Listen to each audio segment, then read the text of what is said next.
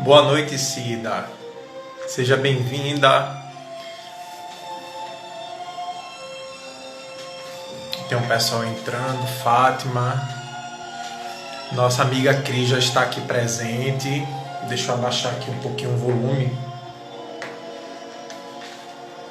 para a gente poder conversar direitinho. Cris já está aqui, nossa convidada, né, na noite de hoje. Simone já entrou, Douglas. Vamos recebendo o pessoal para mais uma noite, né, de aprendizado, mais uma noite de divulgação. Oi, Sandra!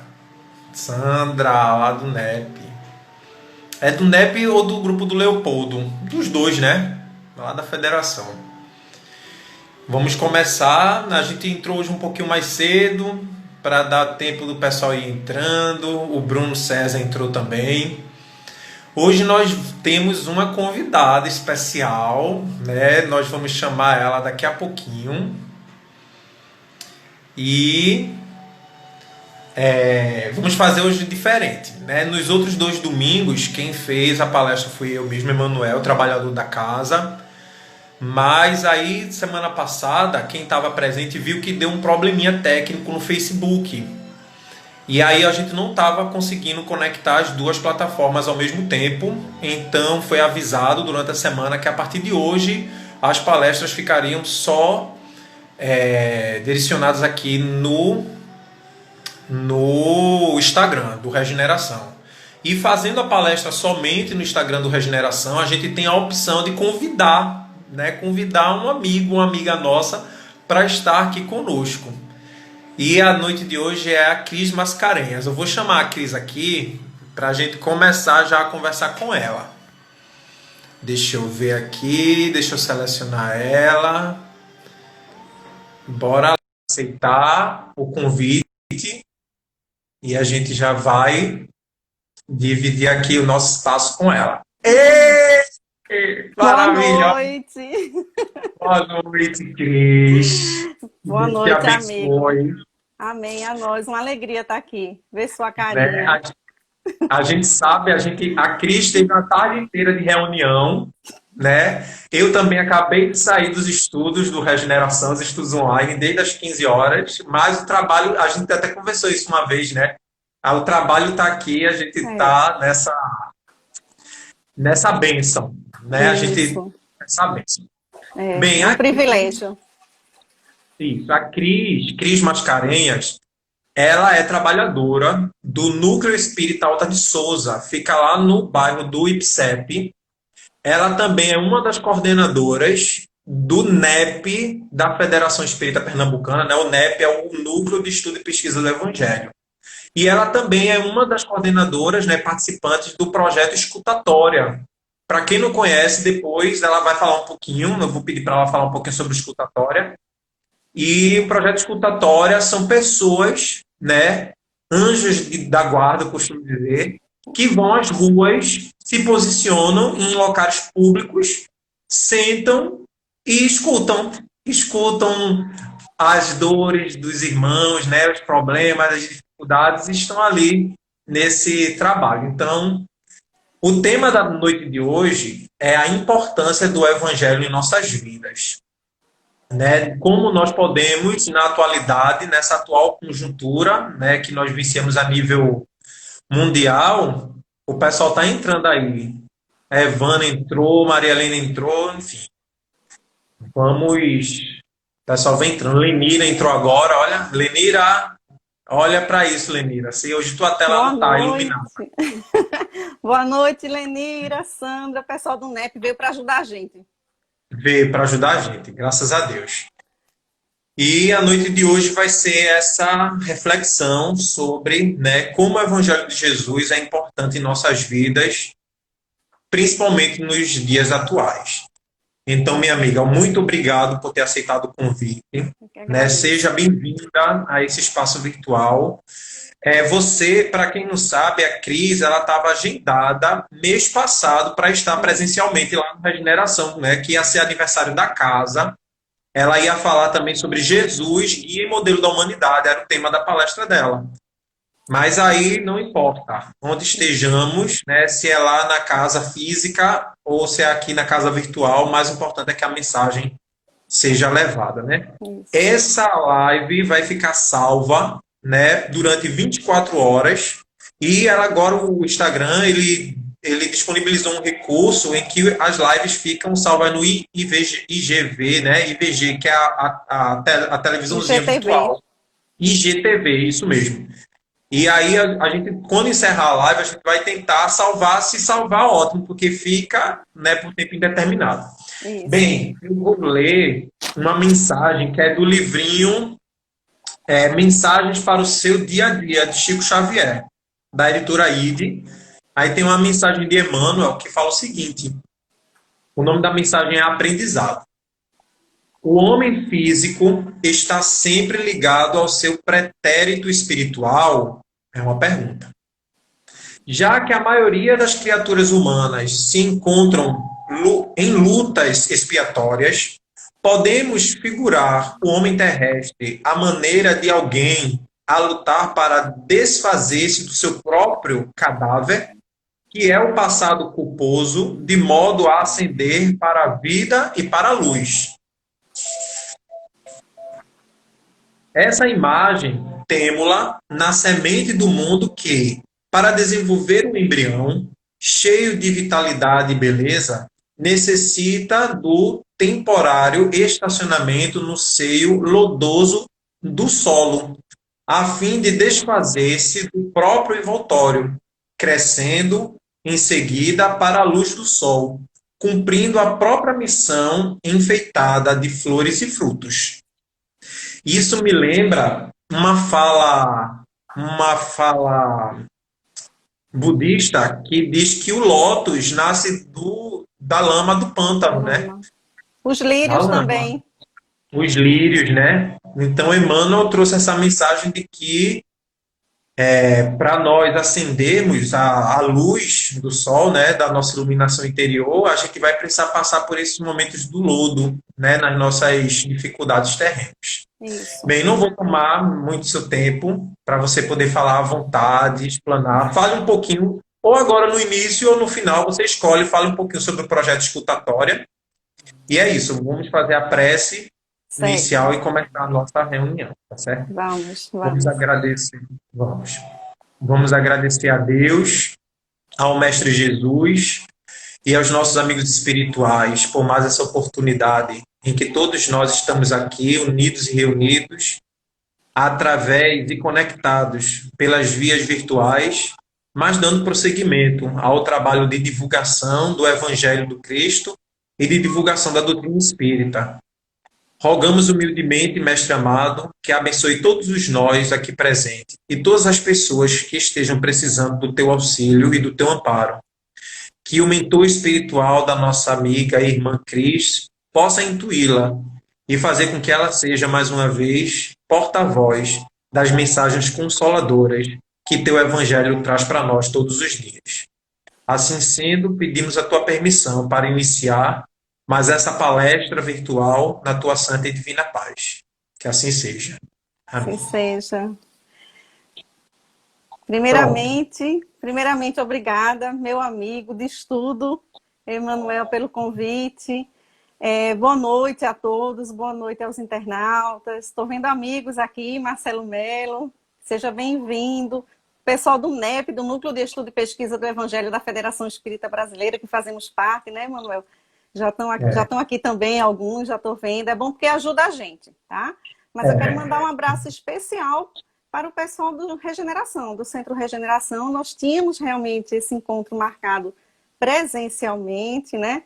E houve essa mudança, mas nós sabemos que não há barreiras para o amor, para o afeto, né? A gente pode se conectar da mesma forma. Inclusive, os cientistas já trouxeram para a gente que essa interação que a gente faz, esse olho a olho, mesmo pela tela, ele tem uma resposta fisiológica e psicológica semelhante como se estivéssemos presencialmente, perto da pessoa. E aqueles que são de vanguarda e neurocientistas espíritas, como o Dr. Sérgio Felipe, diz que essa interação é mais forte ainda. Porque aqui a gente está, conectado, focado, né? E às vezes presencialmente a gente está mais disperso. Então a gente sabe que o pensamento é matéria, magneticamente ele é conduzido e ele chega, a gente despende muito mais força quando está virtualmente, né? Então a força do espírito mesmo, do pensamento, então ele atua no outro realmente, ele chega no outro com muita força. E aí assim, vou ficar focado em vocês, vocês em mim, para a gente, né? Se conectar na comunhão de ideias, de pensamento em Jesus, para podermos ter um excelente estudo essa noite. Bom, nós vamos fazer uma retrospectivazinha, uma pequena retrospectiva, porque quando a gente fala do Evangelho, não é só o Novo Testamento, né? Abrange muitas coisas. Então eu quero ir lá no livro A Caminho da Luz, do Espírito Emmanuel, pela psicografia de Francisco Cândido Xavier. A gente lembrar daquele momento em que o orbe terrestre ele se desprende da nebulosa solar e Deus entrega essa matéria, essa massa disforme, né? Que parece uma poeirinha, né, Emmanuel? Parece uma poeirinhazinha, que é a nebulosa. E ali ele entrega nas mãos de Jesus, né? Emmanuel, com muita poesia, diz, nas mãos augustas e compassivas do Cristo Jesus. E ali, dali vem a natureza, dali vem aquela gosma, né, gelatinosa, ali onde tem o protoplasma, né, e dali também vai nascer o germe da humanidade, né, dos humanos. Então, a gente vê que Jesus, que a gente atribui muito o Novo Testamento, o Evangelho a Jesus, no ano zero, eu estou querendo dizer, a gente vê que antes do planeta ele já estava conosco, né?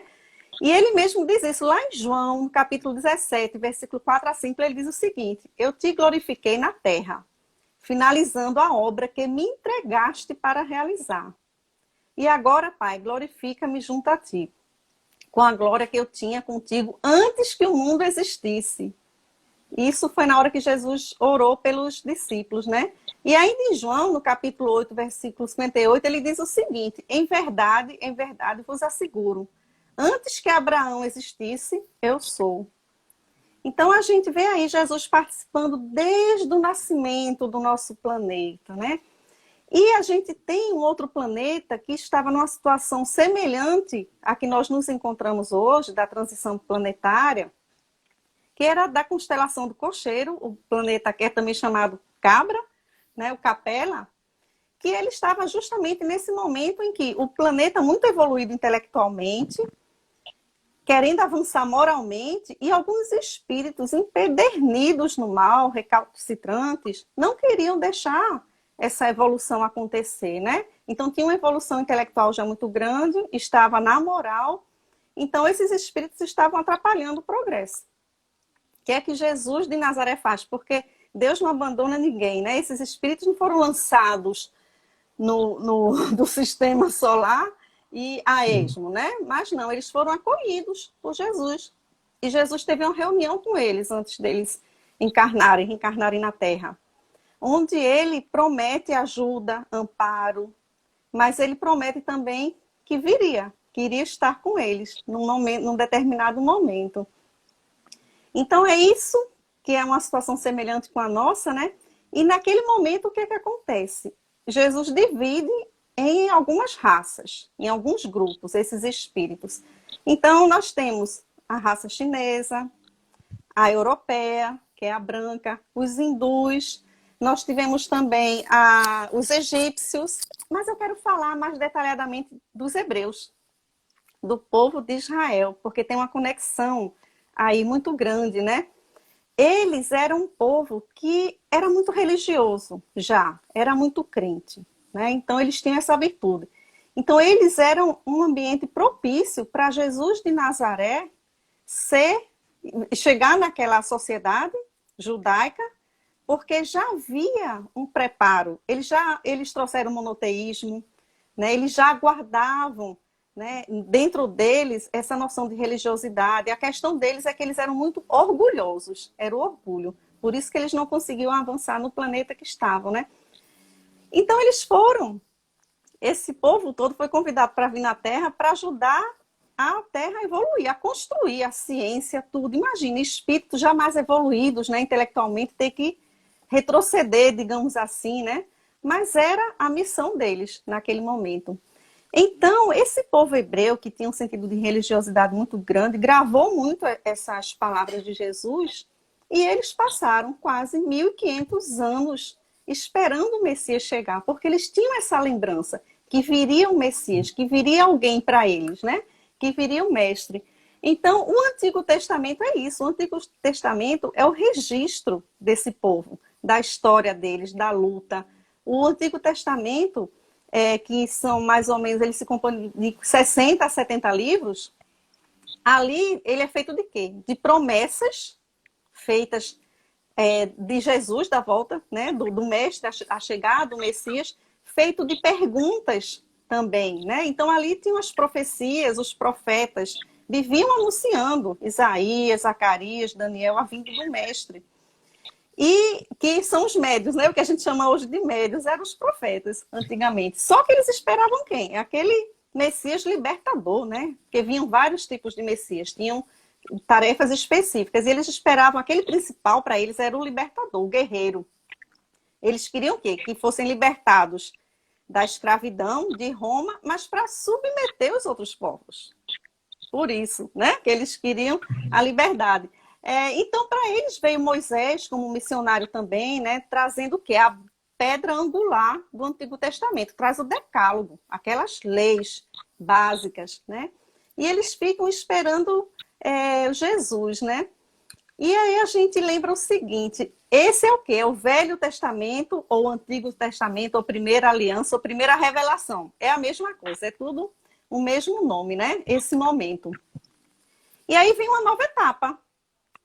No ano zero, né, que a gente conta a partir da vinda de Jesus, vem a etapa justamente do Evangelho, que quer dizer boa nova, boa notícia, que é o Novo Testamento, chamado de Novo Testamento, que é o quê? São as respostas para o primeiro, para o Antigo Testamento. Tudo que está prometido no Antigo Testamento vai ser revelado no Novo Testamento, no Evangelho, né? E por que esse nome é Evangelho? Porque os discípulos, que escreveu a maior parte deles, eles citaram o nome Evangelho, Boa Nova, mais de 70 vezes. Então, por isso que ficou o nome Evangelho, né? Que vem do grego. E o nome de Jesus quer dizer Deus é a salvação. Então, era o que eles esperavam para o futuro, né? O novo Evangelho, o Novo Testamento veio com essa conotação da salvação, de vir a salvação, né? Então, o que é que compõe o Novo Testamento, o Evangelho? Tem lá passagens de Jesus. Não é biografia de Jesus. Não é uma biografia dele. Inclusive, João, o evangelista, aquele bem novinho, que foi o último que morreu, e ele morreu de morte natural, bem velhinho, foi o único. Ele diz que se fosse escrever tudo que Jesus fez e falou, não tinha livro no mundo que desse. Não ia dar conta. Então, ali são passagens, são seleções de momentos que eles conseguiram captar, cada um à sua maneira, cada um do seu jeito, né? Imagina quantas coisas Jesus fez que não foi registrado nos evangelhos, né?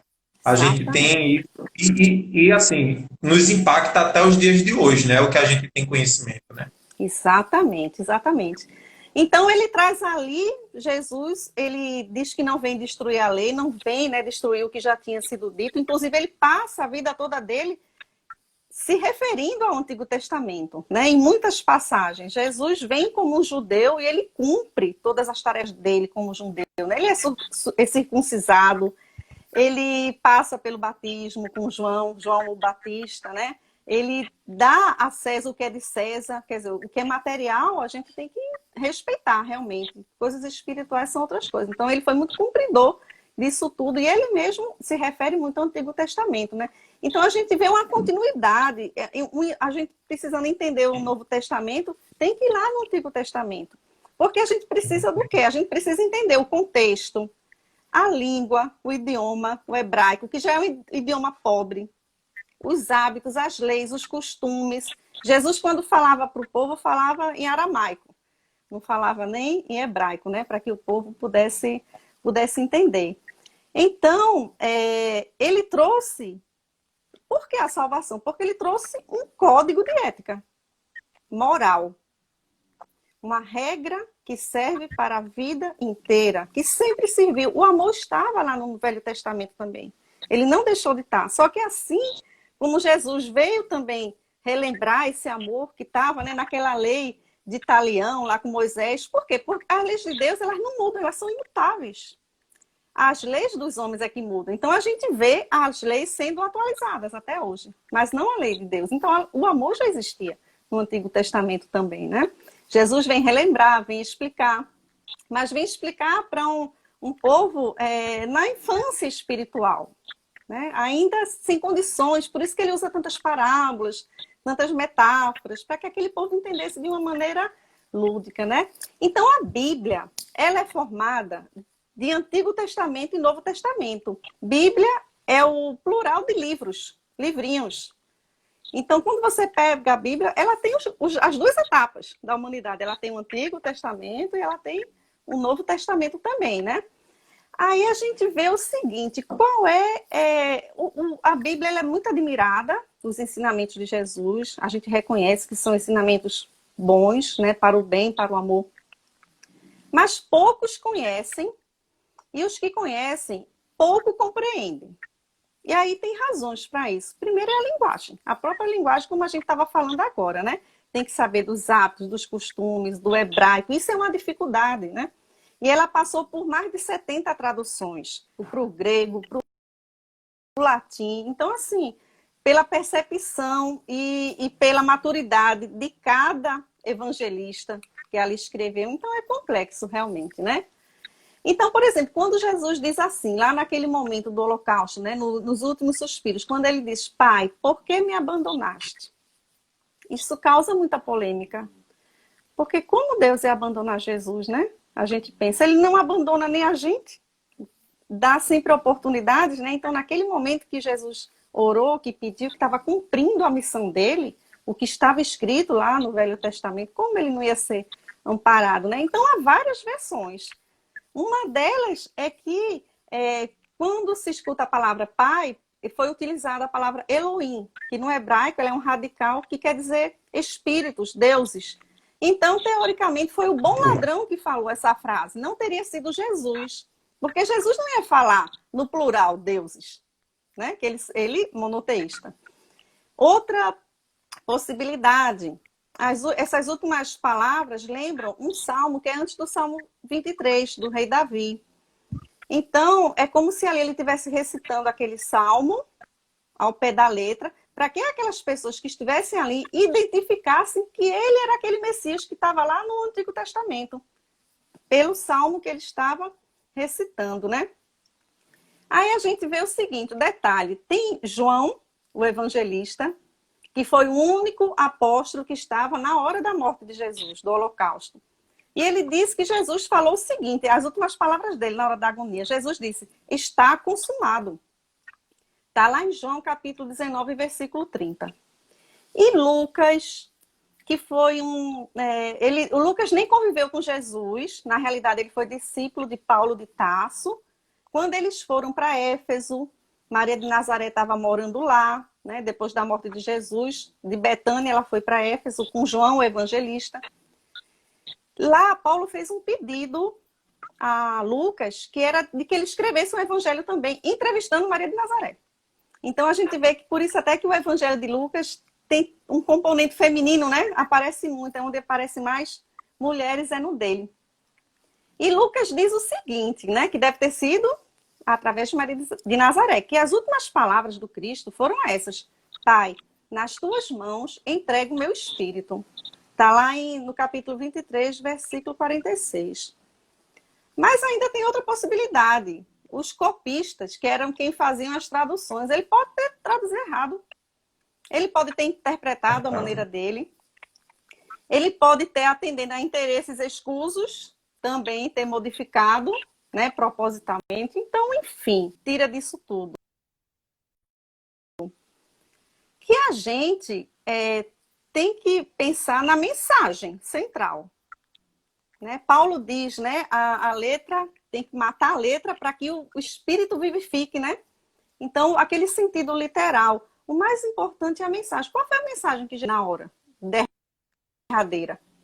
Foi a mensagem do perdão. Tão difícil, né? É um dos ensinamentos mais difíceis. Foi essa mensagem que Jesus... Então, Jesus foi um ser que ele não tinha contrato.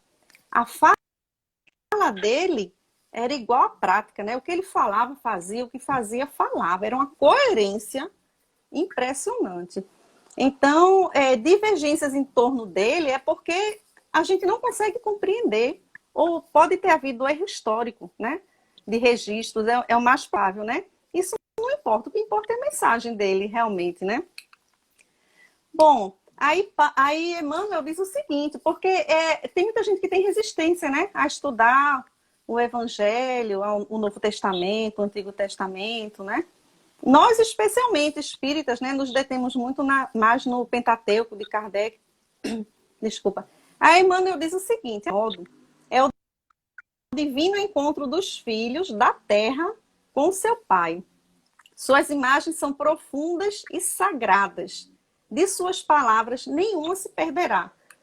Então, ora, se o próprio Jesus deu tanta importância, né, ele recorria tanto ao Antigo Testamento, às leis... Por que nós não iríamos dar essa importância? Né? Por que nós? Se ele é o nosso guia e modelo, se ele dava importância, é porque tem algo lá que realmente a gente precisa aprender. Né? E ali está o quê? No Novo Testamento, ele deixa o roteiro, a bússola, né? Para a gente poder caminhar na humanidade. Então, nós vemos, por exemplo, uma prova de que o amor sempre existiu, né? Sempre vai existir, que é a lei de Deus. No Novo Testamento, tem lá, não adulterarás. Está em Mateus 19, 18. No Velho Testamento, no Antigo, está lá em Êxodo 20, 14. Não adulterarás. Então, a questão realmente é da condição moral da humanidade naquele momento e da interpretação. Né? É uma lei perene, é para a vida toda, né? A lei de Deus. Então, o que é que compõe o Evangelho? Para a gente, mais ou menos, né, ir se guiando. Lá, a gente encontra profecias, palavras que serviram de dogmas, né, para a igreja. Nós temos também o mais importante, os milagres, né, os sermões proféticos de Jesus. Mas o mais importante que a gente encontra é a moral do Cristo. É o cerne. E aí, qual é o detalhe? Esse é um ponto que é unânime de todas as religiões, entre aqueles que não têm religião, que são ateus, que são materialistas, que são adeptos de seitas. É incontestável a moral que Jesus traz. Ela é perfeita. Ela não agride ninguém, né? Ela não é injusta com ninguém. Ela apenas é misericórdia, perdão, né? Tudo que a gente pode fazer para que possamos nos libertar das nossas imperfeições, possamos conviver melhor, né, nesse mundo, que a gente possa crescer, possa progredir. E aí, Pedro diz, inclusive, o seguinte, ó, sabendo primeiramente isto, que nenhuma profecia da Escritura é de particular interpretação, porque a profecia nunca foi produzida por vontade de homem algum, mas os homens santos de Deus. Então, as palavras são dos santos, são desses espíritos, né, evoluídos, e a gente aqui deturpa, né? Então, vem com Jesus essa regra de conduta, que é do individual para o coletivo. Isso é importante, né? Não é de fora para dentro, é centrado na gente. Né? O melhor que a gente pode fazer para o outro, para o mundo, é ser melhor. É ser cada dia melhor, né? Essa é a maior caridade que a gente pode fazer, né? Ser o próprio evangelho, né? E esse evangelho, ele foi apenas uma pontinha, assim. Haroldo Dutra Dias, que adora número, né? Eu sou ruim de número, porque eu sou da área de humanas, mas Haroldo fez uma conta que disse que nós estamos atrasados no evangelho mais de 20 milhões de anos. E tem gente que não quer ler o evangelho, né? Nós ainda nem entendemos. Nós somos aprendizes, assim, no iniciozinho, né? Então, esse evangelho, o Novo Testamento tem 27 livros. Aí tem os evangelistas, né? Mateus, Marcos, Lucas, João. tem os Atos dos Apóstolos, tem as epístolas, que são as cartas de Paulo, de Pedro, de Tiago Menor, tem o Apocalipse, né? E eles são, os 4 evangelhos são canônicos, desses 4 primeiros evangelistas. Mas 3 são sinóticos, que é o quê? São praticamente iguais, que é Mateus, Marcos e Lucas. O de João é o mais diferente. João Evangelista, né? Aquele que morreu É. bem velhinho, mais espiritualizado, né? Ele que Ô, escreveu... ô Cris, o João Sim, Evangelista é aquele que fica com Maria de Nazaré e Maria de Magdala nos pés da cruz quando Jesus não está crucificado, né? Ele foi exato. o único que acompanhou Jesus até o final, né? Até o final da vida Exatamente. material. Exatamente. Ele era um discípulo já muito espiritualizado, João. Muito dócil, muito meigo. Então diz que ele recostava a cabeça no ombro de Jesus, né? E por isso que chama ele de discípulo amado, mas ele se disponibilizava a isso também, né? Um espírito realmente muito dócil. Então ele foi o único que ficou ali com aquelas mulheres, sofrendo com ela, né? Foi a quem Jesus entregou a mãe. É, Ele exatamente. ali, naquele momento, quando Jesus entrega ele a Maria de Nazaré, ele ali está representando a humanidade, que Jesus está entregando a Maria de Nazaré, né? E é tanto que quando ela está lá em Éfeso, a convite dele, né? Lá é onde ela é reconhecida como a Mãe Santíssima, como a mãe da humanidade, né? Um leproso que chegou lá, ela passava o dia consolando as pessoas e escutando as pessoas. Ela é a nossa inspiração, a dona do projeto escutatório. Ela passava o dia escutando, consolando e sempre no final dizia aquela frase, né? Meu filho, isso também vai passar. Né? Então, fazia aquele papel de mãe mesmo, de acolher. E aí no finalzinho, Paulo vai lá com Lucas. E o evangelho de Lucas é muito feminino. A árvore genealógica de Jesus, ele faz Lucas assim, a gente vê que é seguindo o roteiro dela, né, da família dela. É bem interessante a relação. Lucas era um médico, né? É. E Ele era um repete. gentil, exatamente. Então, ele falava, tem isso, né? Além para dificultar um pouco mais, cada evangelista falava para uma comunidade diferente. Então, Lucas Exatamente. falava para os gentios. Já Mateus, que é o maior evangelho, ele era o letrado, né? Ele era o que era também da coletoria de impostos. Então, ele falava para os judeus. Então, o que é que acontece? No evangelho dele, ele passa o tempo todinho tentando provar que Jesus é o Messias, né? Até pelas expressões dele, ele usa reino de Deus, filho de Davi, né? E remete muito ao Antigo Testamento por conta disso, né? Tem Marcos, que foi o que escreveu primeiro, né? Que ele escreveu para os romanos, os cristãos romanos. E o João, né? O João Evangelista, que é aquele que tem o evangelho bem diferente, né? Ele vai para o Apocalipse, ele é mais espiritualizado, né? É só 10% do evangelho dele é que coincide com os demais evangelistas, né? Mas tudo isso em torno de quê? De um homem notável que dividiu o tempo, né? Antes e depois dele, antes de Cristo, depois de Cristo. Tem mais de 500 mil biografias sobre Jesus. Quer dizer, quem é espírita, quem é cristão, quem não é, quem é evangélico, ateu, todo mundo tem interesse em Jesus, né? Depois dele só vem Napoleão Bonaparte, com mais de 250 mil também biografias, né? E por conta disso, ele traz essa moral, que é uma regra que serve para toda a humanidade, né? Que está acima, o espiritismo tem o pilar filosófico, o cientista, né? O científico, mas acima dele é o pilar religioso, que é a moral, né? Que é o que nos conduz da melhor forma possível. E ele foi chamado de mestre, né? Foi o único título que ele aceitou, que é justamente o professor, o nosso educador. Ele veio para nos educar, né? E um detalhe, Jesus foi quem desencadeou o único movimento social que pudesse causar uma renovação, que pode causar uma renovação. Por quê? Os outros, os políticos, os reis, os legisladores, eles trazem aspectos temporários, fazem mudanças na sociedade, né? De forma temporal. Mas Jesus não. Jesus, o que é que ele fez? A proposta dele é de mudar o homem, que é o cerne da questão. Muda o homem, muda a sociedade. Muda a sociedade, E a gente fica dando voltas, querendo encontrar, né, a fórmula, mas é isso. A fórmula é o homem, é a educação, né? Então, a ciência já se aproximou muito disso, não é nenhuma novidade. Então, o que Jesus traz é muito atual. O que é que ele trazia naquela época que hoje os cientistas aceitam e recomendam?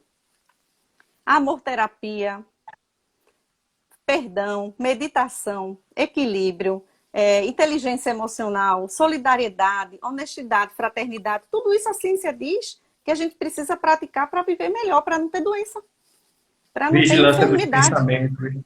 Vigilância, pensamento, né? A condução do pensamento. Então, isso causa o quê? Qual é o resultado disso? Saúde, paz, consciência tranquila. O que é isso? Isso é felicidade. Você poder ter a consciência tranquila. Pode estar tendo um turbilhão, coronavírus aí fora, mas interiormente você está equilibrado, está centrado, está confiante, porque dentro você está calmo, né? E os cientistas fizeram uns testes sobre oração e no cérebro, né, de pessoas que estavam doentes e metade orava, metade não orava. E aí eles escanearam o cérebro dessas pessoas e viram que o cérebro de quem orava começava a ser estimulado nas áreas justamente que dizem respeito à felicidade, à tranquilidade, aos hormônios da felicidade, amenizando os sinais da doença. Então, eles não atribuem a Deus, né? Eles não atribuem ao nome Deus.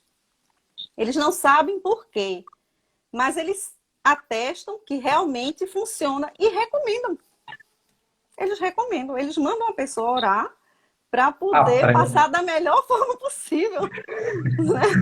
Tem uma descarga energética no corpo que resolve amenizar dor, anestesia, dá calma. Né? Então é isso, é a ciência, né? Se aproximando de Deus, isso é muito interessante, é muito legal. O que era milagre, a gente vê que não é milagre, né? São coisas que a gente pode fazer, né? Então o movimento é esse, né? É de dentro para fora. Então, recapitulando um pouco, nós tivemos a época de Moisés no Antigo Testamento, né? Os pilares universais, Decálogo. Vem Jesus com o amor, né? Amar a Deus sobre todas as coisas e ao próximo como a si mesmo. Porque a gente, para amar o próximo, a gente, para amar a Deus, tem que amar o próximo. Para amar o próximo, a gente tem que amar a gente. Então, tudo é o amor. Como diz Divaldo Pereira Franco, tudo é o amor, né? E aí vem o espiritismo, a doutrina espírita, porque Jesus também disse que iria rogar ao Pai, de mandar um consolador, prometeu o consolador, que seria aquele que viria para relembrar o que a gente teria esquecido durante esses anos, e esquecemos muito durante a Idade Média, né, principalmente, e para também levantar um pouco mais esse véu que ele já levantou um pouquinho lá no Evangelho, no Novo Testamento, naquela época, né? Então o Espiritismo vem, porque consola, porque a partir do momento que esclarece, que explica, que dá uma resposta, a gente se conforta, né? A gente se consola realmente. Quando a gente tem coisa mais desesperadora do que pergunta sem resposta, não é, Manuel? Então, quando a gente tem resposta, uma explicação, a gente se acalma, né? Por isso que é uma doutrina consoladora. Lá na questão 622 do Livro dos Espíritos, Kardec pergunta o seguinte: confiou Deus a certos homens a missão de revelarem a sua lei? Sim, certamente. Em todos os tempos, houve homens que receberam essa missão. São espíritos superiores, encarnados com o objetivo de fazer a humanidade progredir. Então, a gente vê que o planeta tem seu progresso até geológico. Ele tem que avançar, ele tem que se acomodar, ele tem que mudar. E a gente faz parte do planeta, faz parte da natureza, né? 60% do corpo é água. A gente tem todos os componentes da natureza dentro da gente. Então, a gente precisa, às vezes, de chacoalhadas para evoluir, como estamos tendo agora, né?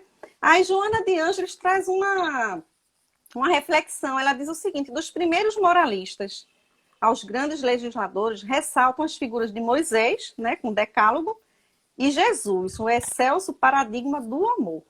O amor, ele é a representação do amor. que consubstanciaram as necessidades humanas, ou seja, naquela época, né, ao mesmo tempo facultando os meios libertativos para o ser que marcha na direção da imortalidade. Então, Jesus traz justamente esses meios da gente se libertar, né? É muito difícil quando a gente está encarnado, né? Quando a gente está com problema, porque é aquela metáfora da montanha mesmo, né? A gente está lá embaixo da montanha, a gente está na terra, a gente está vendo só a próxima esquina. Mas Deus, em cima da montanha, Ele está vendo o que vai acontecer na esquina seguinte, se a gente, pelo livre-arbítrio, dirigindo, por exemplo, resolver acelerar o carro demais, né? Não botar um óleo no carro, se não botar o cinto de segurança. Então, isso tudo ele já está vendo no que vai dar, né? Já tem um resultado que a gente não enxerga, né? Por conta da limitação da visão da gente. Bom, então aí é que a gente vê, né? Que na fala Jesus é a porta, é o caminho por onde a gente conquista a felicidade da gente, né? É tudo. Tudo está lá, né? E Kardec é a chave, né? Ou seja, a senha, né? Porque ele justamente decodificou, né? Aquelas parábolas, né? E ele fez o quê? Do Pentateuco, ele pensou passagens maravilhosas do Evangelho para justamente comentar, explicar, esclarecer. Então vejam que um depende do outro. A doutrina espírita também foi lá no Evangelho, como Kardec foi, e fez o Evangelho segundo o Espiritismo. E o Novo Testamento recorre ao Antigo Testamento também, né? Só quem muda são as pessoas, são as gerações que mudamos de carne, na realidade, de roupa, de corpo, né? Mas o espírito, muitos de nós somos aqueles que estivemos até lá, que viemos até de capela. Falamos sobre isso hoje no estudo do NEP, do Regeneração, que provavelmente alguns de nós estávamos lá, né? Convivemos com o mestre e estamos aqui hoje, mais de 2000 anos depois, ainda, né, nesse processo. Ainda. É lento. O processo é lento, né? Porque a gente não se disponibiliza também e a gente sabe que também temos que ter compaixão, né? Porque, veja, Deus está vindo de lá de cima da montanha.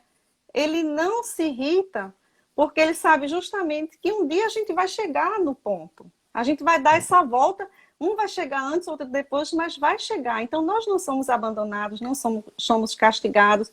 O que nós sofremos são só consequências de nossas próprias arbitrariedades, né?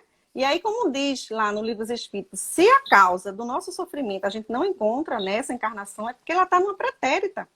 E a gente não tem acesso no momento para a nossa própria proteção, né? Para o nosso próprio equilíbrio. Imagina eu saber que numa encarnação anterior assassinei a minha irmã, por exemplo, né? Agora, uma coisa eu sei, viu, Manuel? Nas próximas, se eu tiver o mérito de opinar lá no meu plano reencarnatório, eu vou pedir para vir fazendo exatas, para ver se eu melhoro em matemática, né? Quem tiver aí vai me corrigindo nos versículos, porque número, minha cabeça não é muito boa, não. Exatamente. Então, a gente diz que o Espiritismo é o cristianismo redivivo, né? Porque a gente está resgatando aquele cristianismo primitivo, puro, né? E Emmanuel nos responde, viu? Ele diz o seguinte, o Espiritismo evangélico, olha, ele usa o nome evangélico, é o consolador prometido de Jesus, que pela voz dos seres redimidos, ou seja, aqueles que fizeram sua redenção, a gente faz a redenção da gente através da prática do Evangelho, espalham as luzes divinas por toda a terra. Os médiuns, né? Eu pensei aqui nos médiuns, né, mano?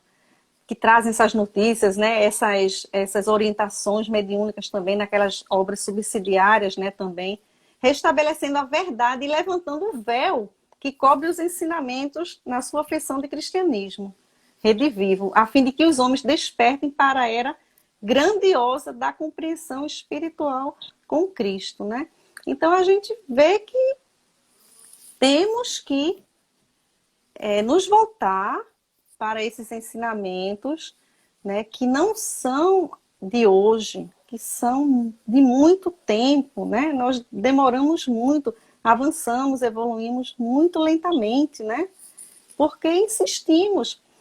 Porque Joana de Ângeles diz uma coisa engraçada. Ela diz que nós, né, seres humanos, nós andamos distraídos com nossas diversões. Então, às vezes, não é que a pessoa nem é má, é uma negligência, uma preguiça.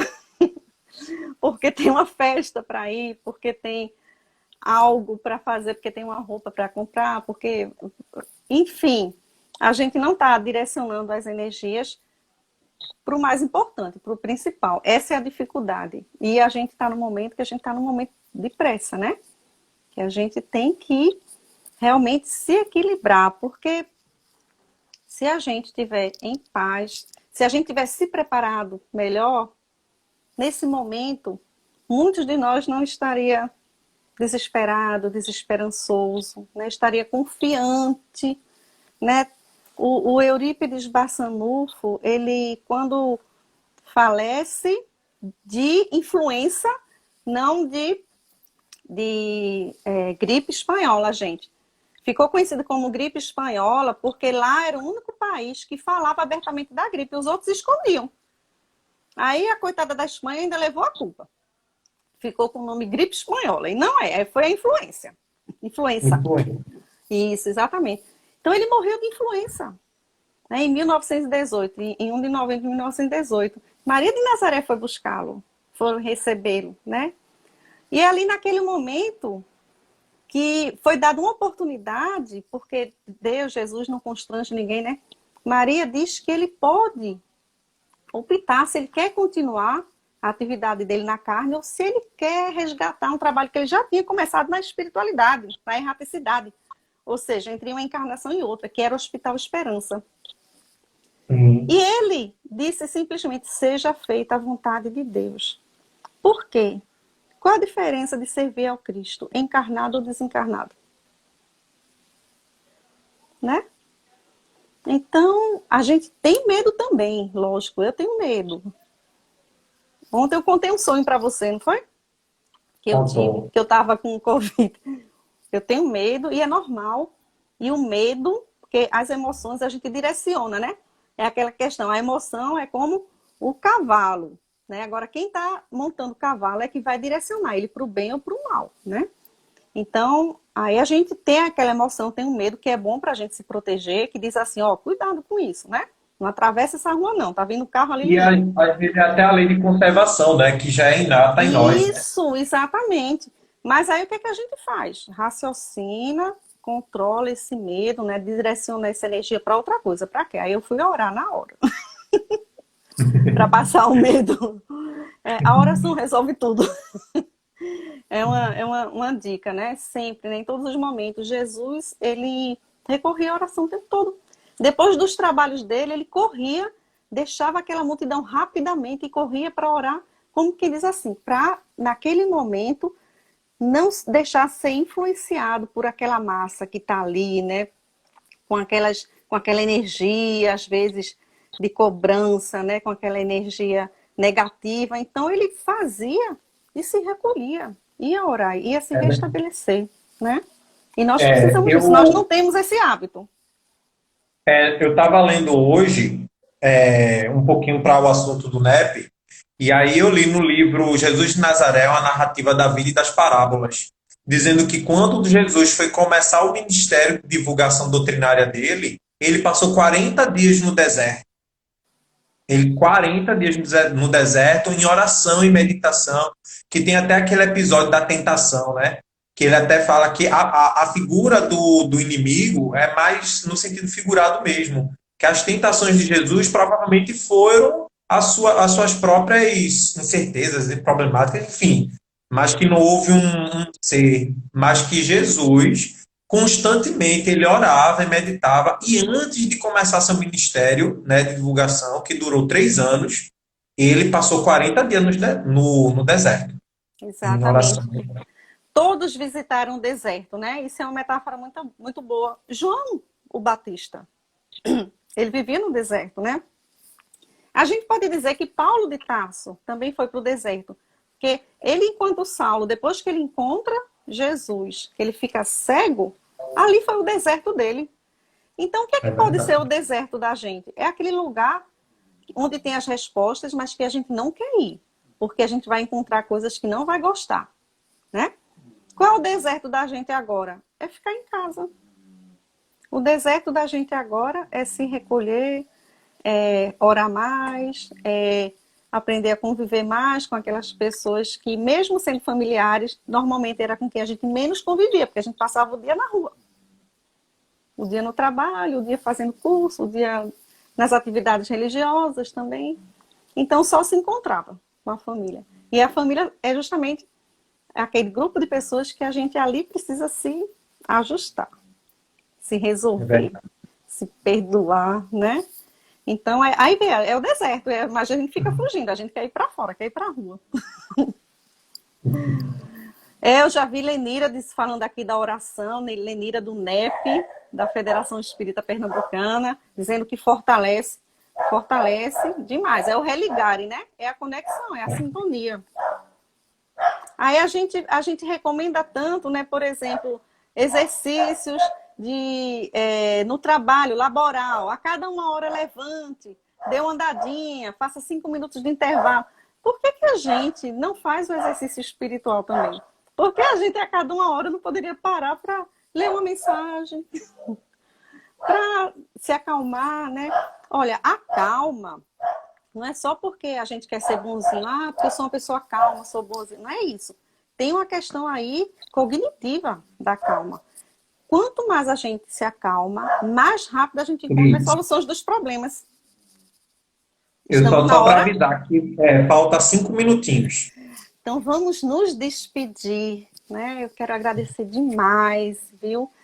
Por essa oportunidade de ter conversado, né? Eu ia perguntar se tinha alguma coisa aí, algum recado, algum questionamento, mas não dá mais tempo, mas fica para uma próxima. Olha aqui no fundo, você está vendo o NEP Brasil? NEP Eu, Brasil fi, comentaram eu fiz um da vinda, cenário, eu falaram, fiz um ele cenário. E aí eu quero, preparou, né?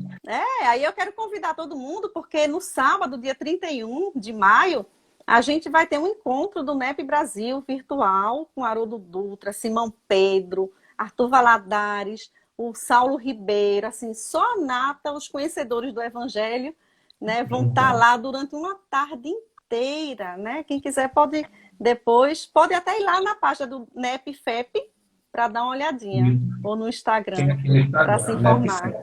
Isso. É, Muita paz para todos. tá. Só para a gente finalizar e a gente ter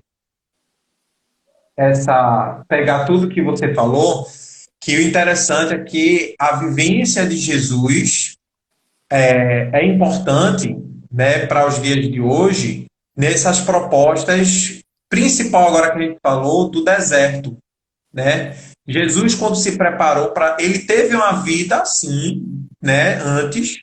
Ele passa 40 dias, quarentena, né? Ele passa em meditação, sabe, em autoconhecimento, em autoanálise, em todo esse processo, para o enfrentamento da sua missão. E foi estar aqui e trazer isso tudo.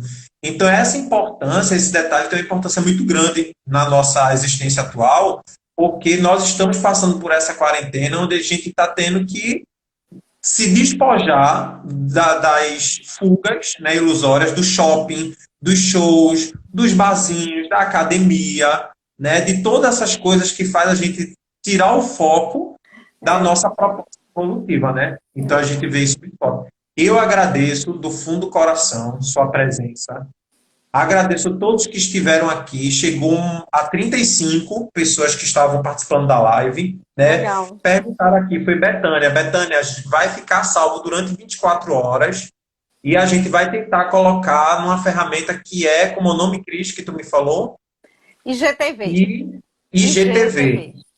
A gente vai tentar salvar no IGTV. Se ficar salvo, aí vai ficar para sempre lá, salvo no IGTV, a nossa palestra da nossa querida Cris. Agradeço. Leva um abraço fraterno para o Alta de Souza, para o Escutatória. Gente, então a gente vai indicar aqui, ó. Sigam, né, a página aqui do Regeneração para continuar conectados. Sigam a página do FEP, né, do NEPFEP, você vai colocar NEPFEP, sigam a página do Alta de Souza, que tem também, e sigam a página do projeto Escutatória, que ninguém vai se arrepender. E aí eu queria pedir para tu fazer a prece de encerramento. A gente tem 2 minutinhos para fazer a prece de encerramento. Ok, então vamos nos manter, né, nessas vibrações positivas que está aqui em torno de nós. É a presença do nosso Mestre Jesus, né, quando ele diz que quando mais de 2 ou 3 estão reunidos em seu nome, ele está conosco, né?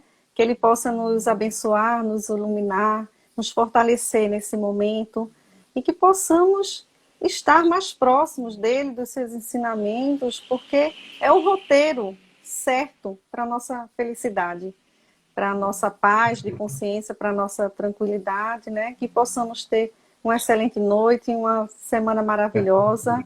Muita paz a todos, que assim seja. Que assim seja, minha amiga. Boa noite a todos, Boa muita saudade noite. de todos, e nos encontramos aqui próximo domingo. Se Deus Gratidão. quiser. Gratidão. Gratidão. Beijo, tchau. Deus te abençoe. Boa noite a todos. Obrigada, gente. Boa noite. Obrigado, gente.